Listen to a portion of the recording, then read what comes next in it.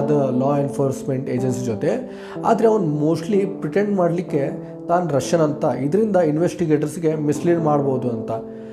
So ಅದಾದಮೇಲೆ ಅವನದು website Amazon website ಥರ ಸಿಮ್ಲರ್ ಆಗಿ ವರ್ಕ್ ಆಗ್ತಿತ್ತು, ಒಂಥರ ಯೂಸರ್ ಫ್ರೆಂಡ್ಲಿ. ಮತ್ತು ಅದ್ರಾಗ ಸರ್ಚ್ ಫಿಲ್ಟರ್, ಆಮೇಲೆ ಸರ್ಚು, ಆಮೇಲೆ ಫಿಲ್ಟರ್, ಮತ್ತು ಕ್ಯಾಟಗರಿ ಬಟನ್ಸು, ಮತ್ತು ಪೇಮೆಂಟ್ ಮಾಡಲಿಕ್ಕೆ ಬಿಟ್ಕಾಯಿನ್, ಮೊನೆರೋ ಅಥವಾ ಈಥೇರಿಯಮ್ ಆಪ್ಷನ್ಸ್ನೂ ಇತ್ತು, ಯಾಕಂದ್ರೆ ಗುಪ್ತತೆ ಕಾಪಾಡ್ಕೊಳ್ಳೋಕೆ. ಮತ್ತು ಅಲ್ಫಾಬೇ ಟಂಬ್ಲರ್ನೂ ಆಫರ್ ಮಾಡ್ತಿತ್ತು, ಹಂಗಂದ್ರೆ ಯಾರು ಏನೇ ಪರ್ಚೇಸ್ ಮಾಡಿದರೂ ಹೈಡ್ ಮಾಡ್ತಿತ್ತು. ಪ್ಲ್ಯಾಟ್ಫಾರ್ಮ್ ಮಸ್ತ್ ನಡೀತಿತ್ತು ಮತ್ತು ಡಾರ್ಕ್ ವೆಬ್ನ ಡಾಮಿನೇಟ್ ಮಾಡ್ತಿತ್ತು. ಬೇರೆ ಬೇರೆ ವೆಬ್ಸೈಟ್ಸ್ ಬಂದು ಅಷ್ಟೇ ಜಲ್ದಿ ಹೋದವು, ಆದರೆ ಅಲ್ಫಾಬೇ ಸ್ಟ್ರಾಂಗ್ ಆಗೇ ಇತ್ತು. ಇದರಲ್ಲಿ ಯೂಸರ್ಸ್ ದಿನೇ ದಿನೇ ಹೆಚ್ಚಾಗ್ತಾ ಹೋದರು. ಜಸ್ಟ್ 1 ವರ್ಷ ಫೌಂಡ್ ಆಗಿದ್ದ ಈ ವೆಬ್ಸೈಟ್ 2 ಲಕ್ಷಕ್ಕಿಂತ ಜಾಸ್ತಿ ರಿಜಿಸ್ಟರ್ಡ್ ಯೂಸರ್ಸ್ ಮತ್ತು 4 ಲಕ್ಷ ಸೆಲ್ಲರ್ಸ್ಗಳಿದ್ರು.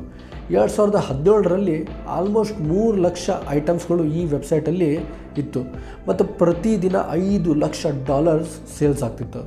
ಅಲ್ಫಾ O2 ಅಂದರೆ ಎಲ್ಲ ಸಿಂಗಲ್ ಟ್ರಾನ್ಸಾಕ್ಷನ್ನಲ್ಲೂ 2-4% ಶೇರ್ ತೊಗೋತಿದ್ದ, ಮಲ್ಟಿ ಮಿಲಿಯನರ್ ಆಗಿಬಿಟ್ಟ. ಕರೆಂಟ್ಲಿ ಅಲ್ಫಾಬೇ ಒಂದು ಟೀಮ್